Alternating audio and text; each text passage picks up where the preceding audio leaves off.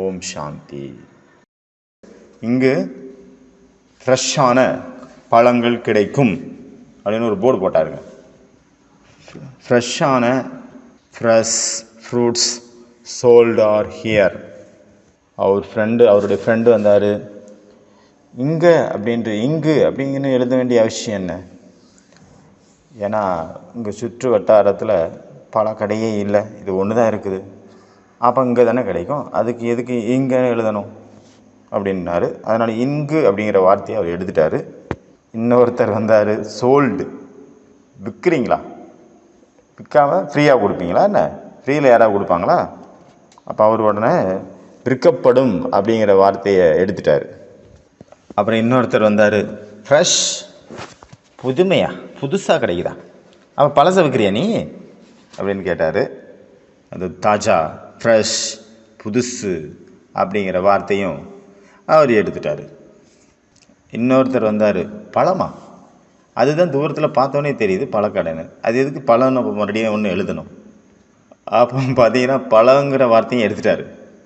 அஞ்சாவது ஒருத்தர் வந்தாருங்க, இந்த காலியான ஒரு போர்டு எதுக்கு வச்சுருக்கீங்க, காலி போர்டையும் எடுத்தாச்சு. ஆறாவது ஒரு ஆள் வந்தார், இன்னொருத்தர் ஆறாவது ஆள் வந்தார். அவர் சொன்னார், இவ்வளோ பெரிய கடை, ஒரு போர்டு போட்டிருக்கலாம்ல, இங்கு ஃப்ரெஷ்ஷான பழங்கள் விற்கப்படும் போட்டால் என்ன, ஏன் இப்படி இவ்வளோ பெரிய கடைக்கு போர்டே வைக்கல அப்படின்னு கேட்டார். யார் சொல்கிறது கேட்குறது, யார் சொல்கிறது கேட்காம இருக்கிறது ஒன்றும் புரியல. இங்கே ஒவ்வொருத்தரும் அவங்கவுங்க வழியை கொடுக்காடுறாங்க. அவங்கவுங்களுக்குன்னு ஒரு வழி இருக்குது, அதை தான் சொல்கிறாங்க. யாருடைய இதை கேட்குறது, யாருடைய இதை கேட்காம இருக்கிறது, யார்கிட்ட கேட்குறது, யார்கிட்ட போய் கேட்காம இருக்கிறது. நம்மளை பற்றி ஒருத்தர் ஒரு மாதிரி சொல்கிறாரு, இன்னொருத்தர் இன்னொரு மாதிரி சொல்கிறாரு. சிலர் நம்மளை பற்றி மகிமை பாடுறாங்க, அதே நம்மளை பற்றி தான் சிலர் நிந்தனை பண்ணுறாங்க, கேவலமாக பேசுகிறாங்க. சிலர் தலைக்கு மேலே தூக்கி வச்சு ஆடுறாங்க, அவ்வளோ பேசுகிறாங்க. நமக்கே வெக்கமாக இருக்குது கேட்குறதுக்கு. நீங்கள் அப்படி, நீங்கள் எப்படி, நீங்கள் மகான், ஐயோ உங்களை போல் யாரும் இல்லைன்னு சொன்னால் நமக்கே வெக்கமாக இருக்குது. அப்படியும் இருக்காங்க, இப்படியும் இருக்காங்க. சிலர் அந்த மாதிரி கேவலமாக சொல்கிறாங்க. அப்போ நம்மளாலே தாங்கிக்க முடியல, அதே நான் கேவலமாக, நமக்கே தெரியுது நம்ம அவ்வளோ அந்த மாதிரி கேட்டகரி தான், கேவலமானவங்க தான். ஆனாலும் ஒருத்தர் சொல்லும்போது நம்மளால் தாங்கிக்க முடியலை. யாரை நம்புறது, யாரை நம்பாமல் இருக்கிறது, யாரை நம்முடையவங்க அப்படின்னு புரிஞ்சுக்கிறது, யாரை மாற்றான் அப்படின்னு புரிஞ்சுக்கிறது, ஒன்றுமே புரியல. யார் சொல்கிறத நம்புறது? ஒரு பக்கம் உலகத்தினுடைய மக்கள் இருக்காங்க, அவங்களுடைய விஷயங்கள் இருக்குது. இன்னொரு பக்கம் சிஎம் பகவான் இருக்கின்றார். ஒரு பக்கம் உலகத்தால் கொடுக்கப்பட்ட புத்தகங்கள், இன்னொரு பக்கம் சிஎம் பகவானால் கொடுக்கப்பட்ட சுயமரியாதைகள். இன்னொரு பக்கம், ஒரு பக்கம் பார்த்தீங்கன்னா உலகத்தால் கொடுக்கப்பட்ட டைட்டில்ஸ், பட்டங்கள். நம்மளை இந்த உலகத்துலேருந்து வேற எங்கேயோ கூட்டிகிட்டு போகுது. பகவானால் கொடுக்கப்பட்ட சுயமரியாதைகள், அது நம்மளை எழுப்பி விடுது, விழித்தலை செய்கிறது. தூங்கிட்டு இருக்கிற கும்பகர்ணனை எழுப்புது. உலகத்தில் உள்ள விஷயங்கள் கும்பகர்ணனாக மாற்றுது, தூங்க வைக்குது. இன்று காலையினுடைய அவ்யக்த முரளி பாபா சொல்கிறாங்க, அடிக்கடி புத்தியில் சிந்தனை செய்யுங்க, சிந்தனை பண்ணுங்க. என்ன சிந்தனை பண்ணுறது? என்ன சிந்தனை பண்ண சொன்னார் பாபா? என்ன தான் சொன்னார் பாபா? மே கோன் ஹூ, நான் யார். எல்லோரும் அவங்கவுங்க டைரியை ஓப்பன் பண்ணுங்க, அதில் எழுதுங்க. மே கோன் ஹூ அப்படின்னா அதனுடைய பதில் எழுதக்கூடாது. மே, நான் யார், அதை மட்டும் எழுதுங்க, பதில் எழுதாதுங்க. பதிலை மட்டும் எழுதிடவே செய்யாதுங்க. அப்போ அங்கே எண்ட் ஆயிரும், சிந்தனைகள் அங்கே கண்டினியூ ஆகாது. பாபா என்ன சொன்னார்? டெய்லி அடிக்கடி 1000 தடவை 2000 தடவை உங்களை நீங்களே கேளுங்க, நான் யார். மே கோன்.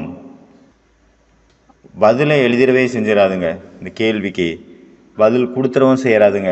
ஆத்மாங்கிற பதிலை மட்டும் எழுதிடவே செய்யாதுங்க. பதில் எழுதுறதுல அவசரப்படாதுங்க.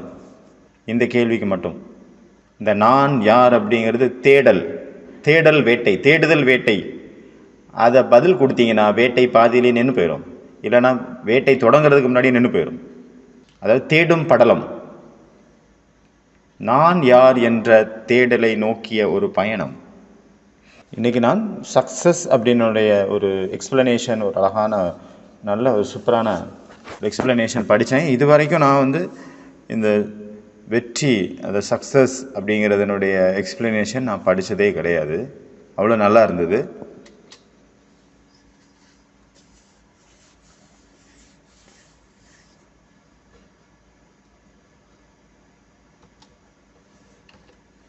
Success is progressive realization of worthy goal. வெற்றி என்றால் என்ன?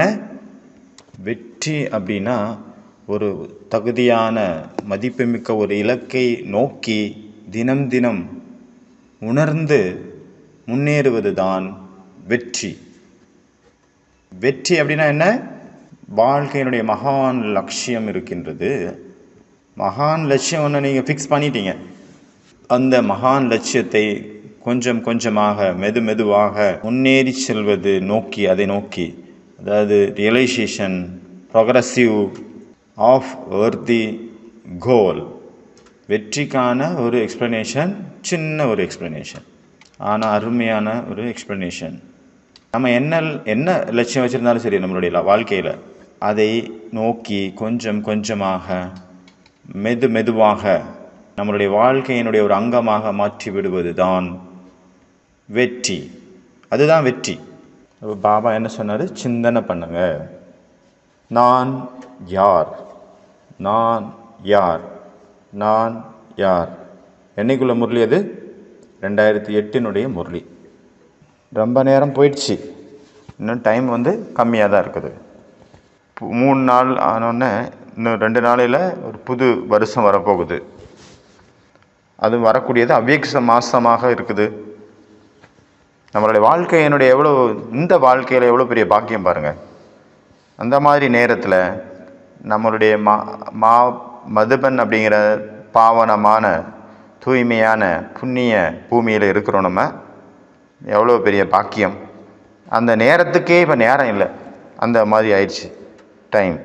இன்னொருத்தருக்கு இன்னொரு டைம், இன்னொரு வாய்ப்பு வழங்குறதுக்கான சமயம் இல்லை, அதுக்கும் டைம் இல்லை. The time is delicate. இந்த நேரம் ஒரு நுணுக்கமான நேரம், சென்சிட்டிவான நேரம். தன்னுடைய வாழ்க்கையின் மீது நம்மளுடைய பார்வையை செலுத்தணும். நான் என்னென்னலாம் செஞ்சேன். இன்றைய முரளி கஜானாவனுடையது, கஜானாவை பேஸ் பண்ணியிருக்குது. எல்லாருக்கும் என்னென்ன கஜானாக்கள் கிடச்சிது, ஒரே நேரத்தில் கொடுத்துருக்கு, ஒரே மாதிரி கொடுத்துருக்கு கஜானாவை. ஆனாலும் ஒவ்வொருத்தருடைய கணக்கும் வேறு வேறாக இருக்குது. ஏன்? நேரம்தான் எல்லா கஜானாவிலையும் ரொம்ப உயர்ந்த கஜானா. Don't waste. ஒரு செகண்டு கூட, ஒரு க்ஷணம் கூட வந்த கதை போன கதை பேசுகிறது, இங்குள்ளது அங்கே பேசுகிறது, வீணானதில் நம்மளுடையதை வேஸ்டாகி விடக்கூடாது. நம்மளுடைய நேரம், பொன்னான நேரம், வைரம் போன்ற இந்த நேரம், ஒவ்வொரு செகண்டையும் இந்த சரித்திரத்தை, நம்மளுடைய கேரக்டரை, நம்மளுடைய நன்னடத்தையை, நம்மளுடைய நன்மைக்கான காரியத்தில் ஈடுபடுத்தணும். ஒவ்வொரு க்ஷணத்தையும், ஒவ்வொரு நேரத்தையும். அதனால் இன்றைய முரளியில் பாபா நிறைய விஷயங்கள் சொன்னார். முதல்ல நீங்கள் சொல்லுங்கள் பாபா என்னெல்லாம் சொன்னார் அப்படின்னு. அதுக்கு பிறகு நான் சொல்கிறேன். அதை நம்ம டிஸ்கஸ் பண்ணலாம். அந்த இது டீப்பான விஷயம் என்ன அப்படின்ட்டு. ஓகே, சரி, தொடங்குங்க. தாய்மார்கள் முதல்ல சொல்லுங்கள். பாபா சொன்னார், தாய்மார்களுக்கு ஒரு கலை இருக்குது, அது யாராலையும் மற்ற யாரும் காப்பி பண்ண முடியாது. அந்த மாதிரி ஒரு கலை நேச்சுரலாக இருக்குது அவங்களுக்குள்ள. அது என்ன கலை? சாவியை பாதுகாப்பாக வச்சுப்பாங்க, முடிச்சில் முந்தானையில் முடிச்சு போட்டு வச்சுருப்பாங்க. அவ்வளோ பாதுகாப்பாக இருக்கும், தொலைஞ்சும் போகாது, யாரும் திருடவும் முடியாது. எல்லா பொருளும் அவங்க கண்ட்ரோலில் இருக்கணும். பூட்டு வச்சு அந்த சாவி நம்ம கையில் இருக்கணும், அந்த எல்லாமே தான் கண்ட்ரோலில் இருக்கணும் அப்படின்ட்டு பாபா என்ன சொன்னார் சொல்லுங்கள் பாப்போம். தாய்மார்கள் சொல்லுங்கள். பாபா சொல்கிறாங்க, செக் பண்ணுங்கள் நான் எவ்வளோ கஜானாவை சேர்த்து வச்சுருக்கிறேன். Checking is awakening. நீங்கள் சோதிக்கிறீங்க அப்படின்னா, செக் பண்ணுறீங்க அப்படின்னா, அதுதான் அங்கே விழிப்புணர்வு ஏற்படுது. வேற என்ன சொன்னார் பாபா?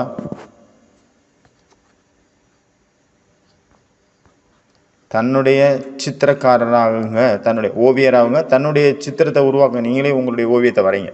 ப்ரஷ்ஷு, பெயிண்ட்ரு, பேனா, சிரேஷ்டமான எண்ணம் என்ற பேனா மூலமாக தன்னுடைய சித்திரத்தை நீங்களே உருவாக்குங்க. அப்புறம் என்ன சொன்னார்? கிரீடம், திலகம், சிம்மாசனம். திலகம்னு எதை சொன்னார்? ஸ்மிருதியினுடைய திலகம். சிம்மாசனம் என்ன? பாப் தாதாவினுடைய இதய சிம்மாசனம். வேற என்ன சொன்னார்? கிரீடம் எப்படி இருக்கணும்? டபுள் லைட்டாக இருக்கணும். அதனால் எல்லோரும் கண்களை மூடுங்க,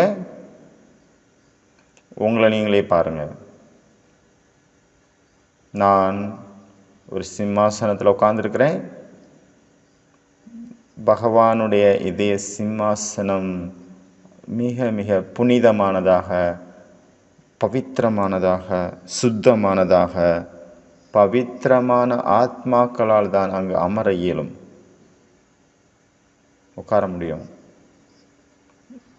என்னுடைய நெற்றியில் ஸ்மிருதியின் திலகம் மின்னிட்டு இருக்குது. அதை பாருங்கள், அதனுடைய டிசைனை பாருங்கள், அதனுடைய அழகை பாருங்கள், கிரீடத்தை பாருங்கள், டபுள் லைட்டாக இருக்குது, மின்னிட்டு இருக்குது.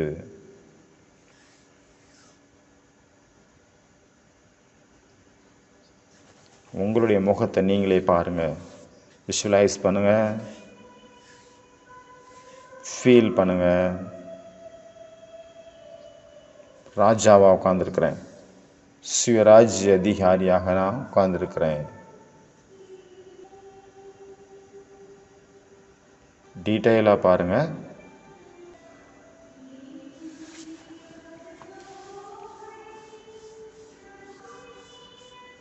ஓம் சாந்தி. வேற என்ன சொன்னார் பாபா? நிமித்தம் மற்றும் பணிவு. நம்ம யார்? பாபா சொன்னார், நீங்கள் வெறும் போஸ்ட்மேன் தான், அந்த லெட்டரை கொண்டு சேர்க்கக்கூடியவங்க. நீங்கள் அந்த லெட்டரை கொண்டு சேர்க்கல அப்படின்னா நான் வேறு யாரையும் மூலமாக சேர்த்துருவேன், வேறு யாராவது சேர்த்துருவாங்க அந்த லெட்டரை. நம்ம வெறும் புல்லாங்குழல் தான். அந்த புல்லாங்குழலேருந்து வெளிப்படக்கூடிய ஸ்வரம் அது யாருது? அவரோடது.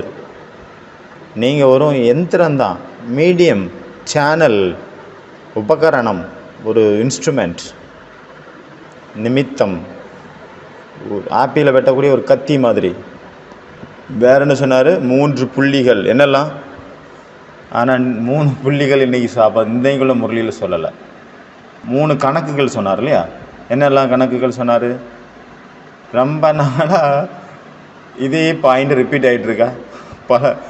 இந்த பட்டியலையும் வந்துட்டுருக்குது, ஏஞ்சல் ஆஃப் சிவா பட்டியலையும் வந்துட்டுருக்குது, மேரா பாப்பா பட்டி, டீச்சர்ஸ் பட்டி, எல்லா பட்டியலையும் வந்துட்டுருக்கு. பாபா சண்டே சொல்லக்கூடிய வானிலையே அந்த பாயிண்ட் வந்துட்டுருக்கு. இன்றைக்கி அந்த பாயிண்ட் வந்தது. புருஷார்த்தத்தின் மூலமாக யாருடைய கணக்கு? இந்த மாதிரியான வார்த்தை இன்னைக்குள்ள முரளியில் இல்லை. நல்லா தெளிவாக சொல்லுங்கள். இன்றைக்கி பாபா என்ன சொன்னார்? என்ன வார்த்தையும் யூஸ் பண்ணார்? பிராலப்தம் அப்படிங்கிற வார்த்தையை யூஸ் பண்ணார். முயற்சியினுடைய பிராலப்தம், பலன். ரெண்டாவது என்ன சொன்னார்? ஆசீர்வாதத்தின் கணக்கு. ஆசீர்வாதத்தின் கணக்கு எப்படி? திருப்தியின் மூலமாக. ஒருவேளை அவங்க திருப்தி ஆகலைன்னா மூணாவது கணக்கு என்ன? புண்ணிய கணக்கு. எப்படி? சின்ன சின்ன புண்ணிய கணக்குகளை சேர்த்துட்டே இருங்க. சின்ன சின்ன புண்ணிய அதை கொஞ்சம் கொஞ்சமாக சேர்த்தாலே போதும். ரேண்டம் ஆக்ட்ஸ் ஆஃப் கைண்ட்னஸ் இங்கிலீஷில் சொல்கிறாங்க. சின்ன சின்ன புண்ணியம் சேர்த்துட்டே இருங்க கொஞ்சம் கொஞ்சமாக. ₹1 50 காசு, 4 5 பைசா 10 பைசா சேர்த்த மாதிரி அந்த காலத்தில் உண்டியலில் போடுவோம்ல, அந்த மாதிரி கொஞ்சம் கொஞ்சமாக சின்ன சின்னதாக கொஞ்சம் கொஞ்சமாக சேர்த்துங்க. அதன் மேலே என்னாகும்? சுயநலமற்ற சேவை. சுயநலமற்ற சேவையின் மூலமாக என்ன கிடைக்கும்? புண்ணியம் கிடைக்கும். வேற என்ன கிடைக்கும்? வேற என்ன சொன்னார் பாபா?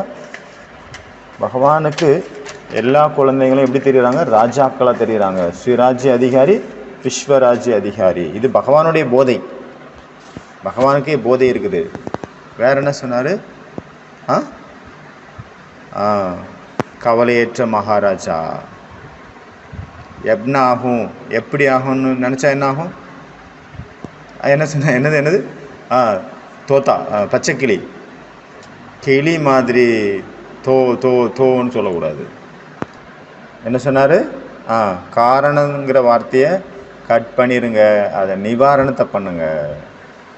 காரணம் அப்படின்னா சாக்கு போக்கு, காரணம் அப்படின்னா தள்ளி போடுறது, சோம்பேறித்தனம், அலட்சியம். புது வருஷம் ஸ்டார்ட் ஆக போகுது. அதனால் இன்றைக்குள்ள முரளியில் பாபா சொல்கிறாரு, புருஷார்த்தங்கிறது கூட ஒரு கஜானா. புருஷார்த்தத்தின் மூலமாக கஜானாவை சேமிக்கணும், புருஷார்த்தத்தை அதிகப்படுத்தணும். எல்லாத்த விட பெரிய புருஷார்த்தம் அமிர்த வேலையினுடைய புருஷார்த்தம், 2 மணிலேருந்து 5 மணிக்குள்ளே. அதுவே இல்லை அப்படின்னா எப்படி சேமிப்பீங்க மற்றதெல்லாம்? அந்த 3 நாளினுடைய சாதனை பண்ணணும். அப்போ முழு அவ்யக்த மாதமும் ஒரு நாள் கூட மிஸ் ஆகக்கூடாது. அடுத்த மாதம் அவ்யக்த மாதம் ஃபுல்லாக, ஜனவரி மாதம் ஃபுல்லாக இப்போலேருந்து மென்டல் ப்ரிப்பரேஷன் பண்ணிடுங்க, மைண்ட் செட் பண்ணிடுங்க. புருஷார்த்தம் அப்படிங்கிறது அதுவே ஒரு பொக்கிஷம். யார் நல்ல புருஷார்த்தம் பண்ணிகிட்ருக்காங்களோ அப்போ அவங்க கஜானாவை சேமிக்கிறாங்கன்னு அர்த்தம். வேறு என்ன சொன்னார் பாபா? இந்த பேங்க் இப்போ மூட போகுது அப்படி சொன்னாரா? இந்த பேங்கு இப்போ தான் ஓப்பன் ஆகிருக்குது சங்கமேகத்தில் அப்படின்னாரு இல்லையா? காரணங்கிற வார்த்தையின் மூலமாக முக்தியினுடைய கேட் இப்போ இன்னும் க்ளோஸில் இருக்குது அப்படின்னாரு. இதனுடைய ஜாயிண்ட் வேர்டும் ஒன்று சொன்னார் இன்றைக்குள்ள முரளியில். அது என்ன? அப்படி இப்படி எப்படி நம்ம மெயினாக காரியம் செய்யணும், நம்ம என்னெல்லாம் சாக்கு போக்கு சொல்கிறோம் அப்படிங்கிறதுல நம்ம ஒர்க் பண்ணணும், காரியம் மாற்றணும், அது மேலே கவனம் செலுத்தணும். முரளியை சிந்தனை பண்ணாமல் இருக்கிறதுக்கு அதுக்கு ஒரு சாக்கு போக்கு. ஞானத்தில் எனக்கு ஏன் டேஸ்ட் வரல, ஞானம் ஏன் என்னால் சுவைக்க முடியலை, அதை பற்றி சிந்தனை பண்ணணும். எவ்வளோ சாக்கு போக்கு இருக்குது பாருங்கள்.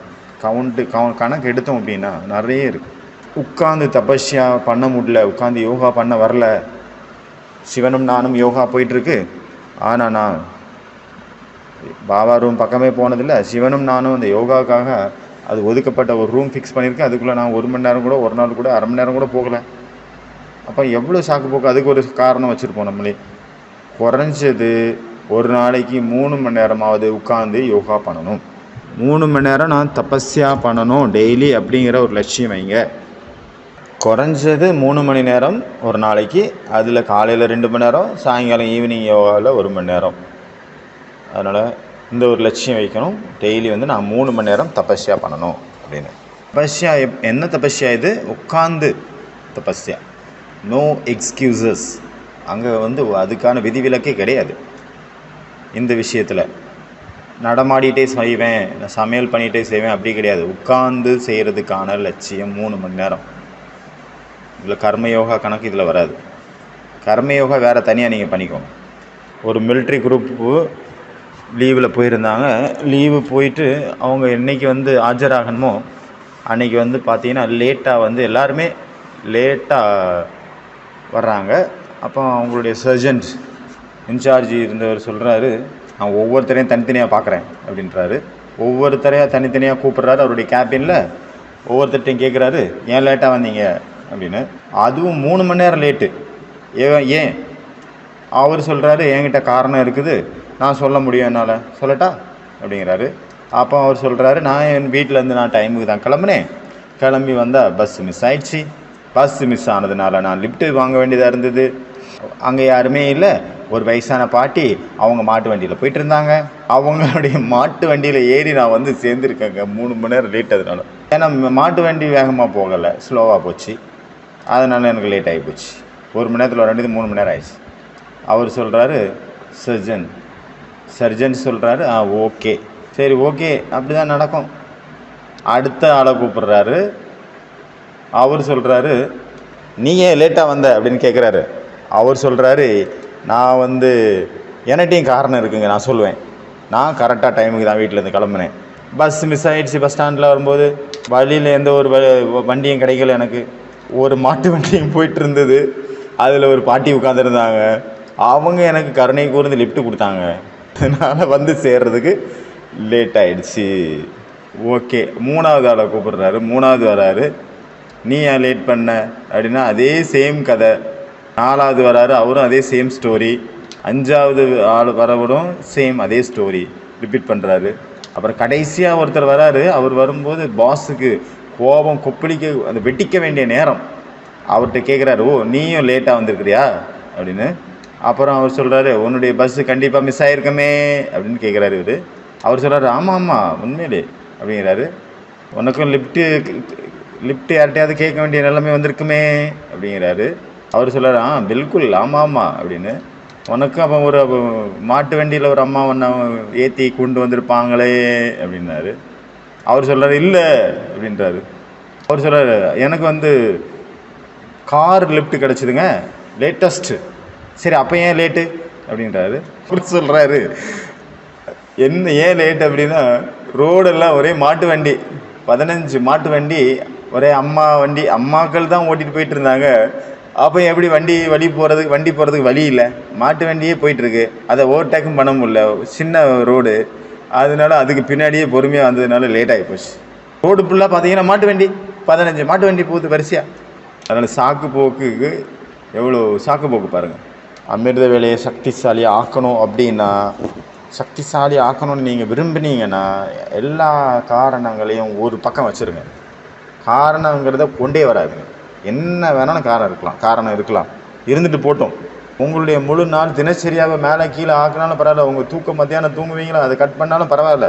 உங்களுடைய பிரம்மச்சரியத்தை அகண்ட சக்திசாலியாக மாற்றணும் அப்படின்னா எல்லா எனர்ஜி லீக்கேஜஸை எங்கெங்கே எந்தெந்த மாதிரியான இடத்துல எங்கெங்கெல்லாம் உங்களுடைய ஊர்ஜா அந்த எனர்ஜி வேஸ்ட் ஆகிட்டு இருக்கோ அதை எல்லாத்தையும் ஸ்டாப் பண்ண வேண்டியது இருக்கும், அடைக்கணும் அந்த லீக்கேஜை.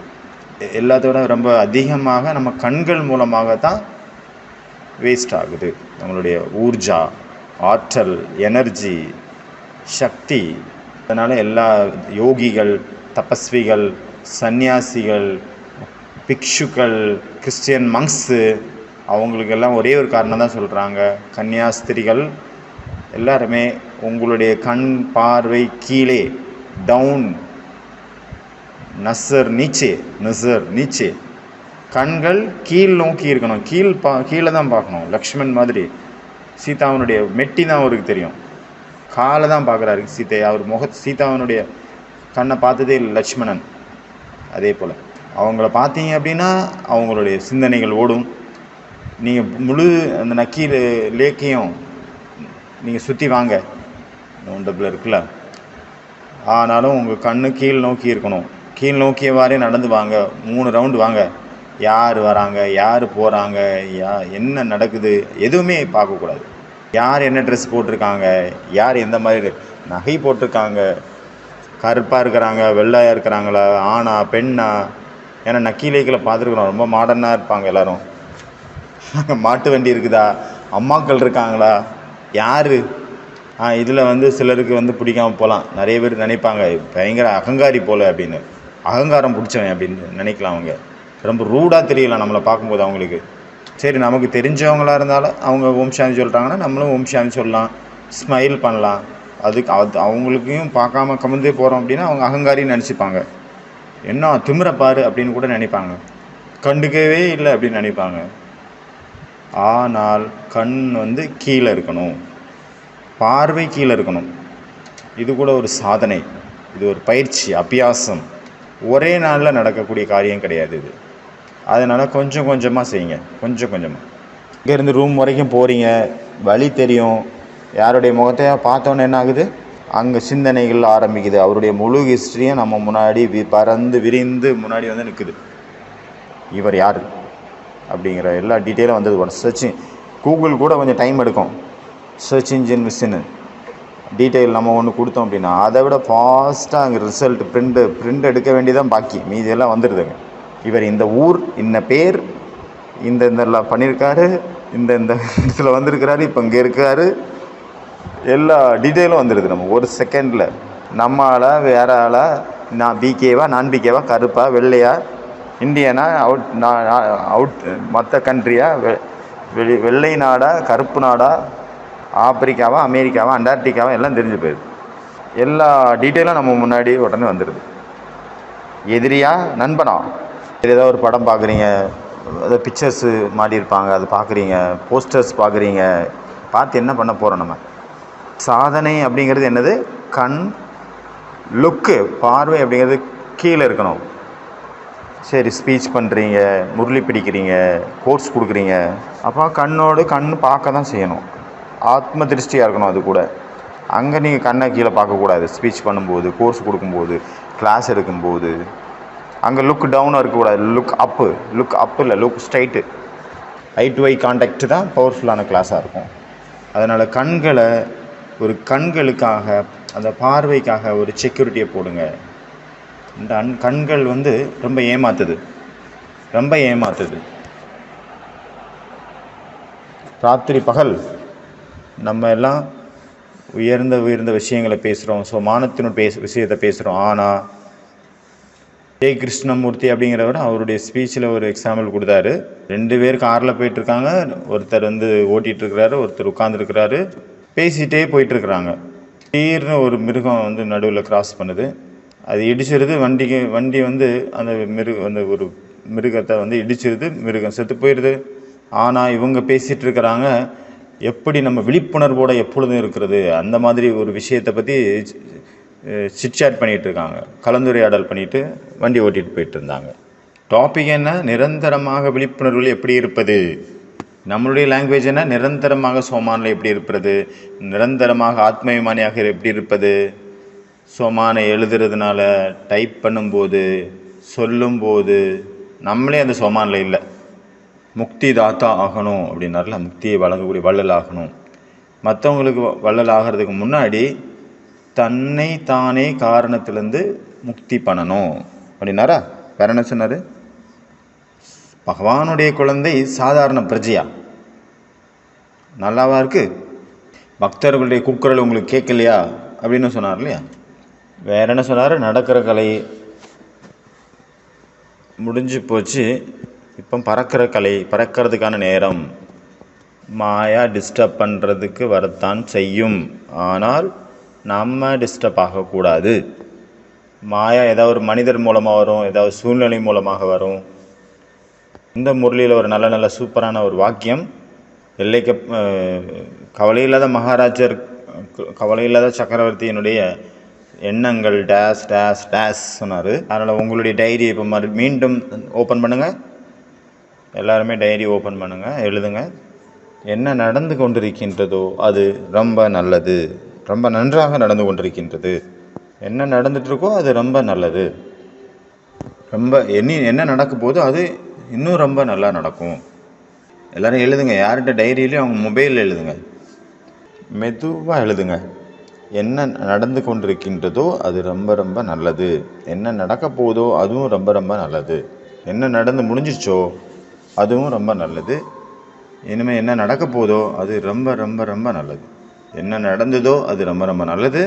என்ன நடந்துகிட்ருக்கோ அதுவும் நல்லது. என்ன நடக்க போகுதோ அதுவும் ரொம்ப ரொம்ப நல்லது. இன்னும் ரொம்ப நல்லா இருக்கும் நடக்க போகிறது.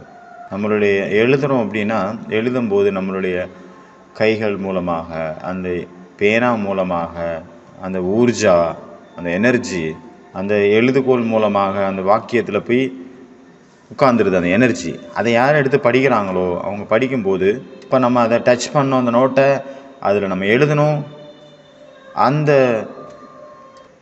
அந்த விஷயம் நம்ம விரும்பாமலே நமக்குள்ளே பிரவேசமாயிருது, என்ட்ராயிருது சப்கான்சியஸ் மைண்டில். அதனால் ஜேர்னலிஸ்ட் மாதிரி நீங்கள் ப்ராக்டிஸ் பண்ணுங்கள், எழுதுங்க. தன்னுடைய குறிக்கோளை எழுதுங்க டெய்லி. நான் என்ன ஆகணும், என்னுடைய விருப்பம் என்ன ஆகணும்னு எனக்கு ஆசை இருக்குது, என்னுடைய குறை என்ன இருக்குது, நான் அதை நீக்கிறதுக்காக முயற்சி பண்ணிகிட்ருக்கேன், அதை எழுதுங்க உங்கள் கையால். இந்த முரளியில் நிறைய விஷயங்கள் இருக்குது சொல்லப்போனால்.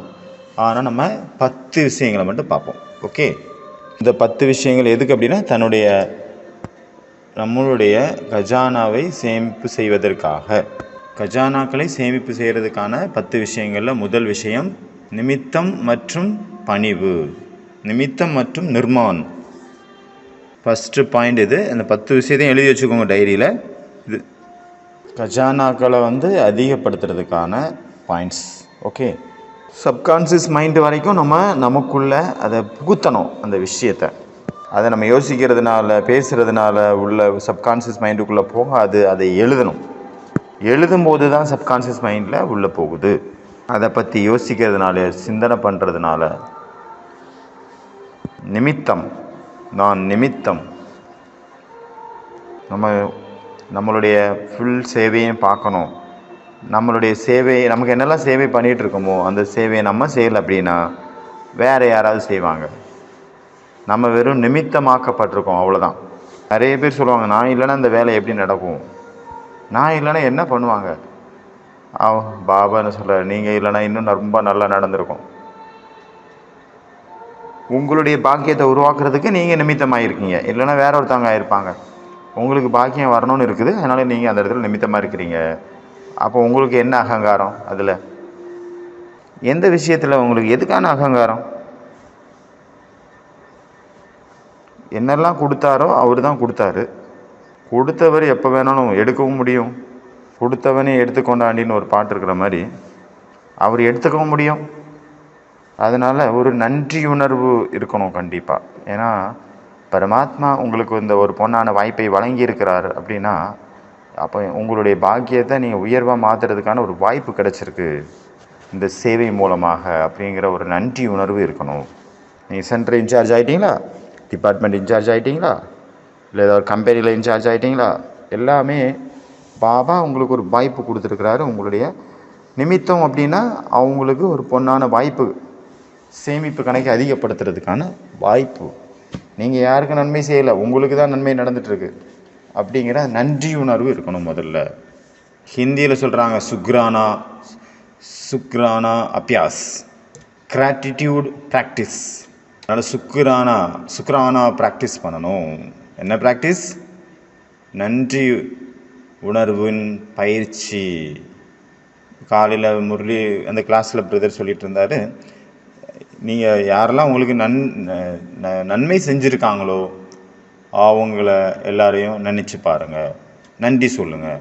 எந்தெந்த ஆத்மாக்கள்லாம் இருக்காங்க நம்மளை சுற்றி, யாரெல்லாம் நம்மளை பாலனை பண்ணாங்க ஒவ்வொரு சன நேரத்தில் காலத்துக்கு ஏற்ற மாதிரி, அவங்க எல்லாருக்கும் நன்றி சொல்லுங்கள். சுக்ரானா அபியாஸ், நன்றி உணர்வினுடைய பயிற்சி, கிராட்டிடியூட் ப்ராக்டிஸ். அமிர்த வேலையில் அவங்கள நினைங்க.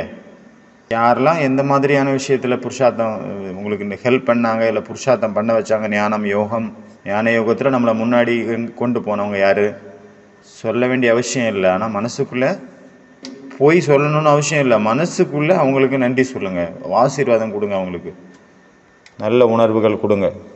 யாரோ ஒருத்தருடைய வார்த்தைகள், யாரோ ஒருத்தருடைய அந்த இடத்தினுடைய இருந்த உதவி, யாரோ ஒருத்தருடைய சுப பாவனை, யாரோ ஏதோ ஒன்று எப்போவுமே இருந்தது நம்ம முன்னேறதுக்காக, யாரோ ஒருத்தவங்க கைட் பண்ணாங்க நல்லா, அந்த மாதிரி ஆள் இருக்காங்க.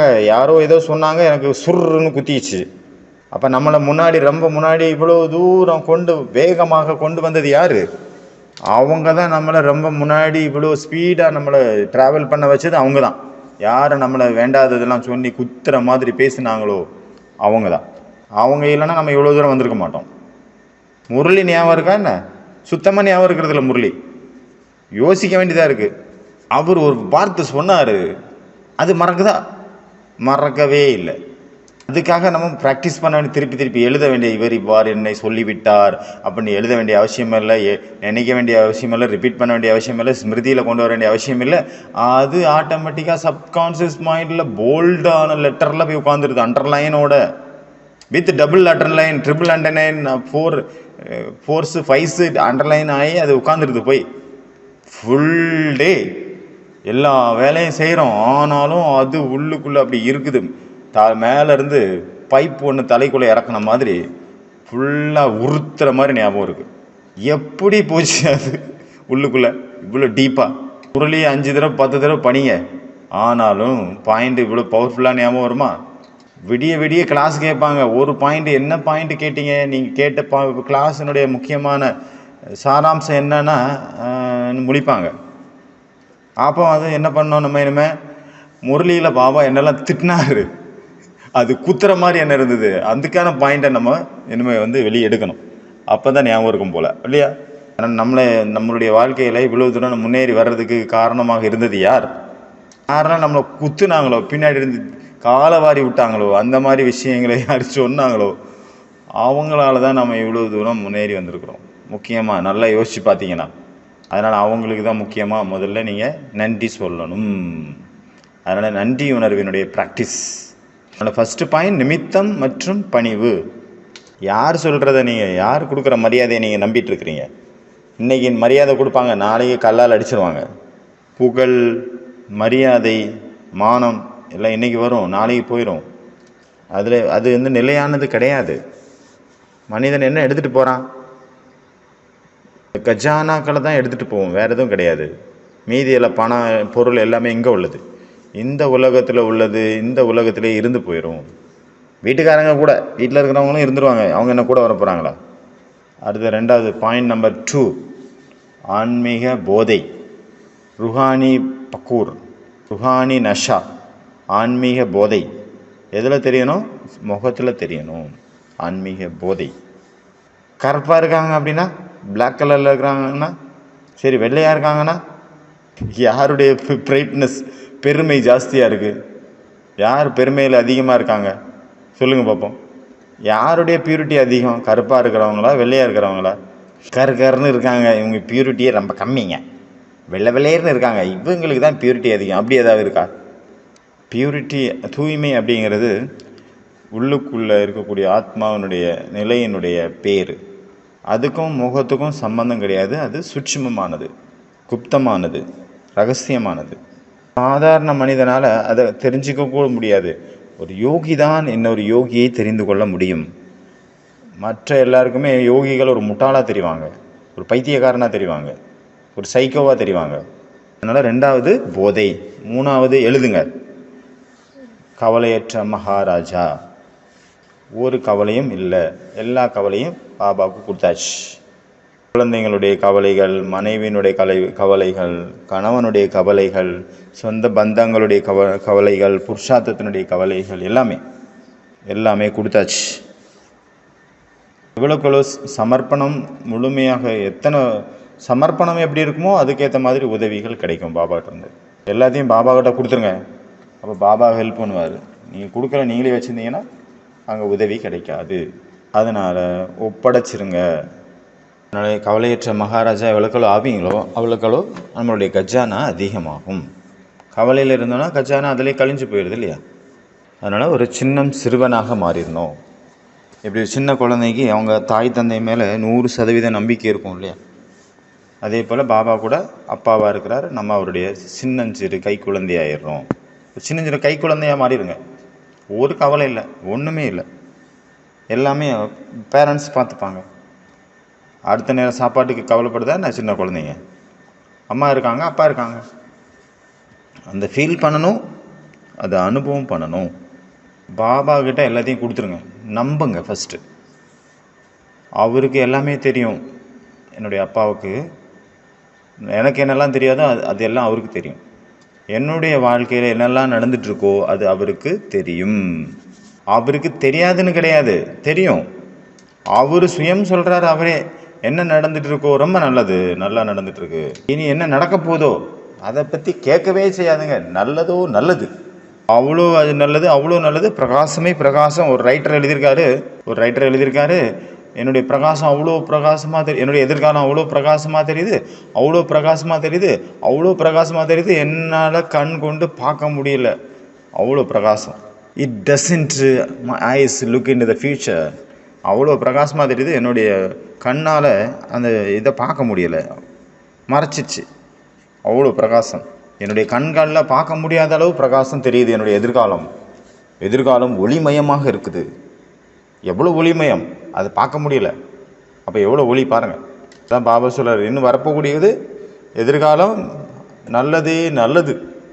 என்ன ஆக போகிறோம், எப்படி ஆகும், என்ன நடக்கும் தெரியாது. ஆனால் மிக உயர்ந்த ஒரு சக்தி நம்ம கூட எப்போவுமே ட்ராவல் பண்ணிகிட்டே இருக்குது, அது மட்டும் தெரியும்.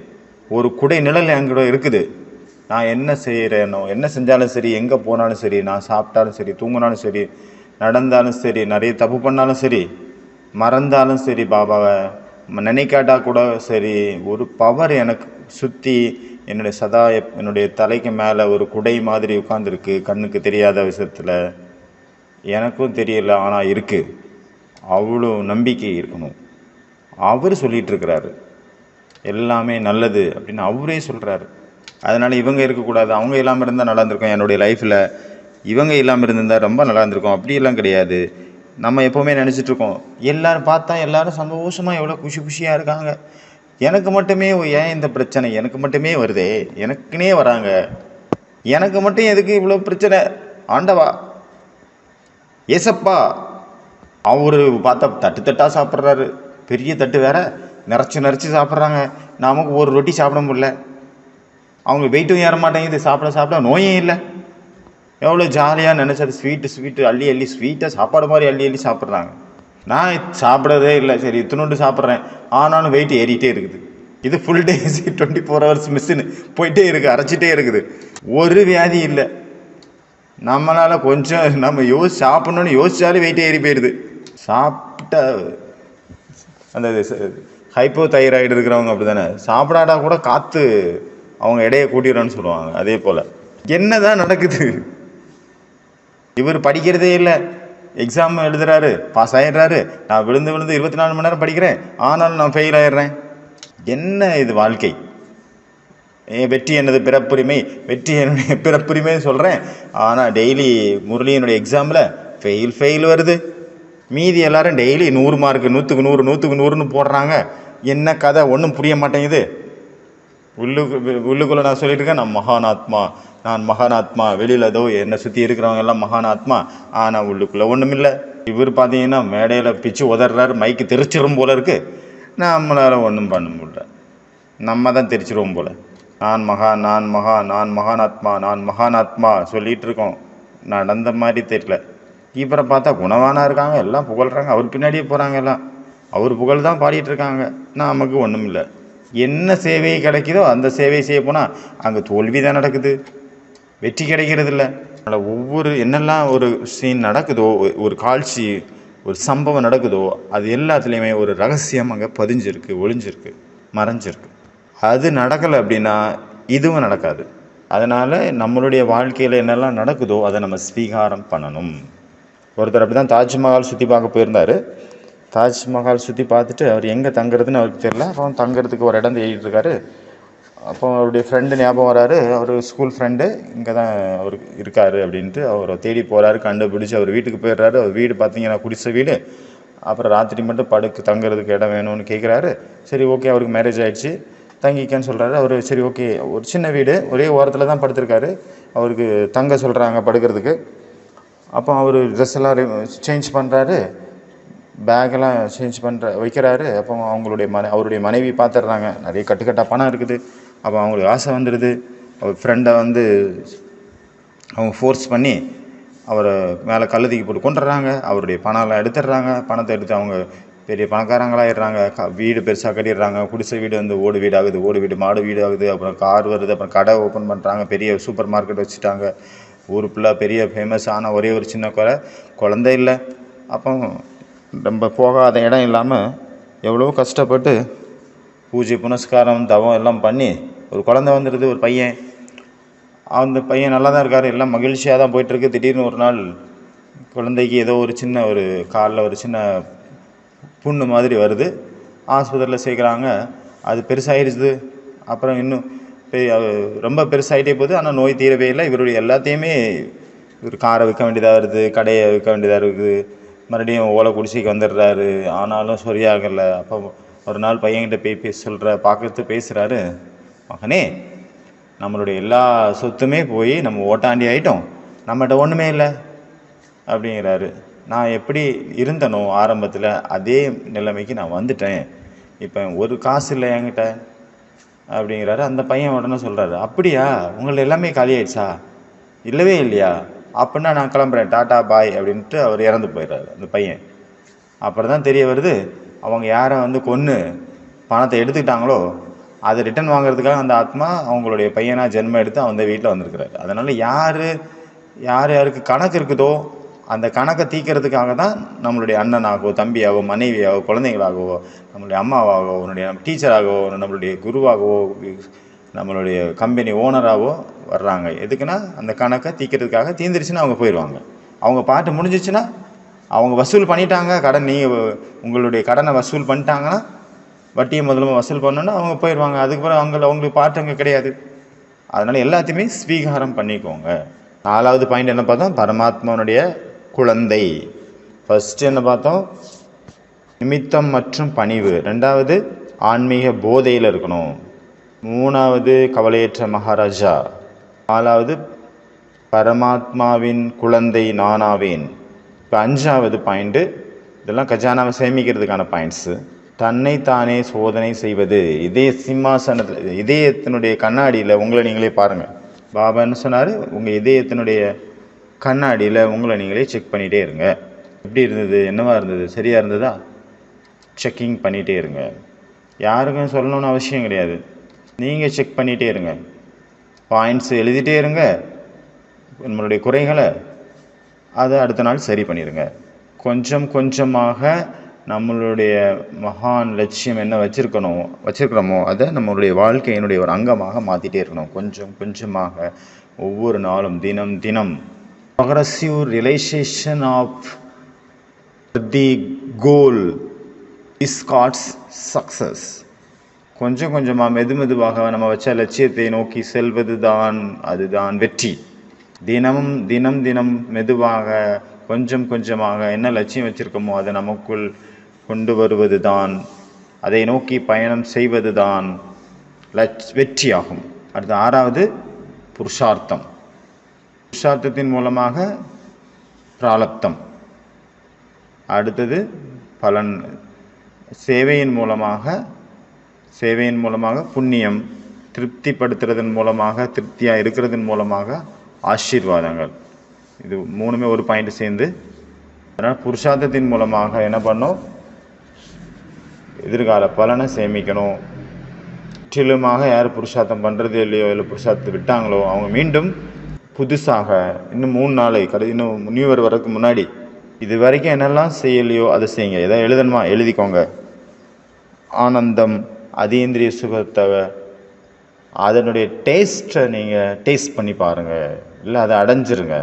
சைலன்ஸாக இருக்கிறதுக்கான ஆசை இருந்தது, இப்போ மதுபனில் வந்திருக்கீங்க, டோட்டல் சைலன்ஸ் 3 நாளைக்கு இந்த நியூ இயர் வரைக்கும். இன்னும் 3 நாள் இருப்பீங்க போல், அதனால் சொல்கிறேன். இங்கே ஒரு வேலையும் கிடையாது நமக்கு, வெறும் கேட்கணும், அவ்வளோதான். அதனால் செஞ்சு பாருங்கள். ஏகாந்தம். அடுத்தது என்னது? புண்ணியம். புண்ணியம் எப்படி கிடைக்கும்? சேவையின் மூலமாக. சின்ன சின்ன சுயநலமற்ற சேவையின், எல்லைக்கு அப்பாற்பட்ட சேவையின் மூலமாக. எல்லைக்கு அப்பாற்பட்ட விருத்தி, சுபாவம், பாவனை, எவ்வளோ வார்த்தை சொல்கிறாரு வானிலை. 3வது திருப்தி. நம்மளுடைய சேவையின் மூலமாக யாரும் டிஸ்டர்ப் ஆகிடக்கூடாது, அது அப்படின்னு கவனம் வைக்கணும். நம்ம ஒரு இடத்துல இருக்கோம் அப்படின்னா அதனால யாரும் டிஸ்டர்ப் ஆகிடக்கூடாது. அடுத்தது 7வது பாயிண்ட், 3 புள்ளி. அதில் என்ன அர்த்தம்? ஒன்று வந்து ஃபுல் ஸ்டாப், முடிந்தது. நம்மளே பெஸ்ட் வெர்ஷனாக மாற்றணும். தலை சிறந்தவனாக நம்மளே தான் நம்மளை உருவாக்கணும்.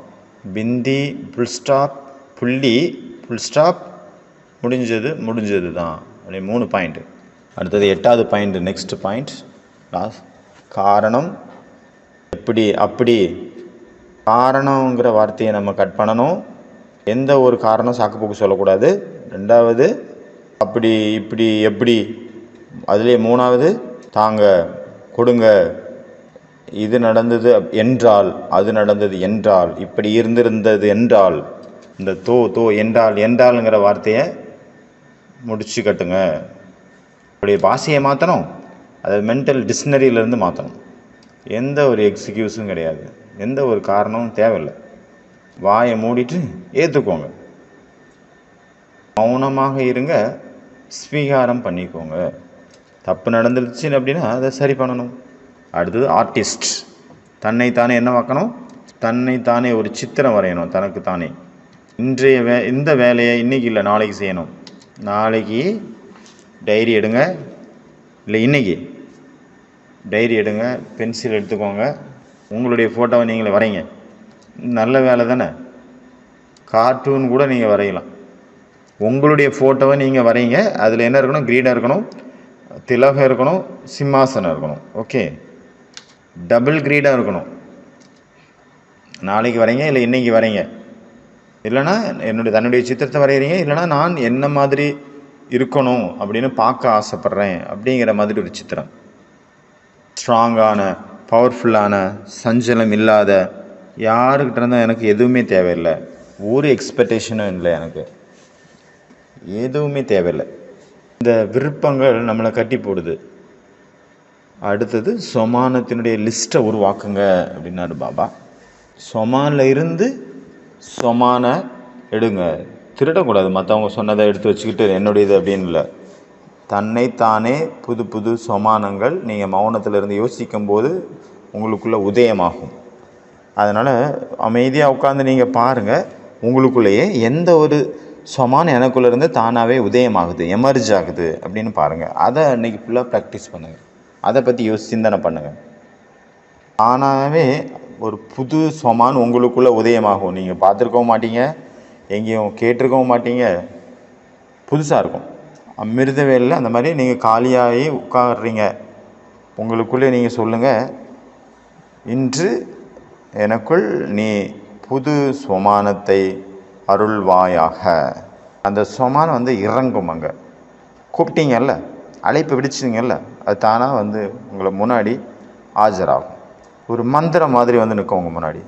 அது என்னுடையதாக இருக்கும், சொந்தமாக என்னுடையது. அது ரொம்ப சூட்சமாக இருக்கும், பவர்ஃபுல்லாக இருக்கும். அதை நீங்கள் யாருக்கிட்டையும் பப்ளிக்காக சொல்லாதுங்க, ஏன்னா அது ரொம்ப ரொம்ப பர்சனலாக இருக்கும். அதே மாதிரி இந்த மாதிரி ஒரு சொமான உங்களுக்குள்ளே இறங்குவதற்காக, இல்லைன்னா உங்களுக்குள்ளே உதயமாகிறதுக்கான ஒரு வாய்ப்பை கொண்டு வாங்க. அதற்கான முயற்சி பண்ணுங்கள். அது வரும் கண்டிப்பாக. நாளை காலையில் பாருங்கள், அமிர்த வேலையில் உங்களுக்குள்ளே இறங்குதா இல்லையான்னு பாருங்கள். ஒருவேளை இப்படியும் இருக்கலாம், மற்றவங்களுக்கு நீங்கள் சொன்னோன்னே அவங்க பயந்துடலாம். அதனால் மற்றவங்களுக்கு அதை சொல்லாதுங்க. உங்களுக்கு பர்சனல், உங்களுக்கும் பாபாவுக்கும் உள்ளே வச்சுக்கோங்க. உங்கள் 2 பேத்துக்குள்ளே வேணால் பேசிக்கலாம், நம்ம 2 பேத்துக்குள்ளே, நமக்கும் பாபாவுக்கும் பேசிக்கலாம், மற்ற யார்ட்டையும் சொல்லிடாதுங்க. சீக்ரெட்ஸ் அவ்வளோ மகானாக இருக்கலாம், அந்த விஷயம் அவ்வளோ உயர்வானதாக இருக்கலாம். இப்போ 10 விஷயங்கள் பார்த்தோம். ஃபஸ்ட்டு நிமித்தம் மற்றும் பணிவு, 2வது போதை, கவலையற்ற மகாராஜா, பரமாத்மாவுடைய குழந்தை, தன்னைத்தானே சோதனை பண்ணுவது, புருஷார்த்தம், புண்ணியம், ஆசீர்வாதங்கள். அடுத்தது என்ன? புள்ளி, முடிந்து போன புள்ளி வைக்கணும், பிந்து, ஃபுல் ஸ்டாப், முடிஞ்சது 3 புள்ளி. அடுத்தது காரணங்கிற வார்த்தையை எடுத்துக்கிட்டு என்றாலுங்கிற வார்த்தையும் எடுத்துடணும், அப்படி இப்படி எப்படிங்கிற வார்த்தையும் எடுத்துடணும். அடுத்த பாயிண்ட் என்ன? ஆர்டிஸ்ட் ஆகணும். தன்னைத்தானே ஒரு வரையணும், தன்னுடைய பிக்சர் எப்படி இருக்கணும்ன்ட்டு ஒரு பிக்சரை வரையணும், ஒரு ஓவியராக நம்ம மாறணும். அப்புறம் லாஸ்ட்டாக என்ன பாயிண்ட்டு? சொமானை ஒரு புது சொமானை நமக்குள்ளே உதயமாகிறதுக்கு வைக்கணும், உதிக்க வைக்கணும், ஆஜராக வைக்கணும், வர வைக்கணும்.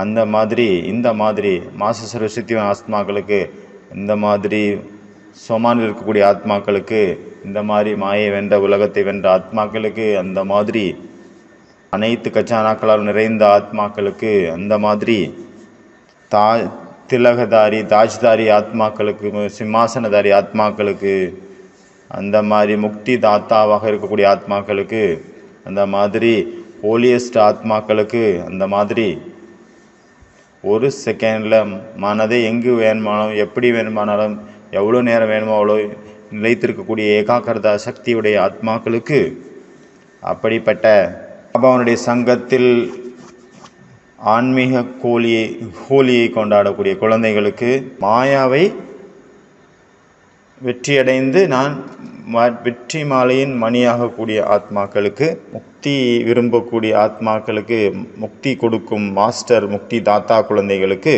அந்த மாதிரி கஜானாக்களின் சாவியை பாதுகாப்பாக வைத்திருக்கக்கூடிய தாய்மார்களுக்கு, ஆன்மீக போதையில் இருக்கக்கூடிய ஆத்மாக்களுக்கு, கவலை இல்லாத மகாராஜா குழந்தைகளுக்கு, பாபாவுடைய குழந்தையாக சிறு குழந்தையாக மாறிவிடக்கூடிய குழந்தைகளுக்கு, நிச்சய புத்தி நிச்சயந்தாக இருக்கக்கூடிய குழந்தைகளுக்கு, நிமித்தம் மற்றும் பணிவாக இருக்கக்கூடிய குழந்தைங்களுக்கு, பணிவான ஆத்மாக்களுக்கு, ஃபுல் ஸ்டாப் வைக்கக்கூடிய ஆத்மாக்களுக்கு, பறந்து செல்லக்கூடிய ஆத்மாக்களுக்கு,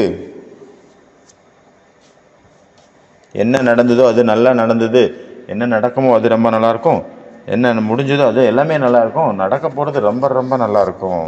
அப்படி இருக்கக்கூடிய ஆத்மாக்களுக்கு, பூஜ்ய ஆத்மாக்களுக்கு, புண்ணிய ஆத்மாக்களுக்கு, சிரேஷ்ட ஆத்மாக்களுக்கு, சோமாந்தாரி ஆத்மாக்களுக்கு, மாலாமால் ஆக்கக்கூடிய ஆத்மாக்களுக்கு, பரமாத்மாவை ஆத்மாக்கள் கூட சேர்க்கக்கூடிய அந்த மாதிரி பணக்கார ஆத்மாக்களுக்கு, நேரம், மாயா, இயற்கைக்கு விடை கொடுக்கக்கூடிய ஆத்மாக்களுக்கு பாப்தாதாவின் அன்பு நினைவுகள் மற்றும் நமஸ்காரம்.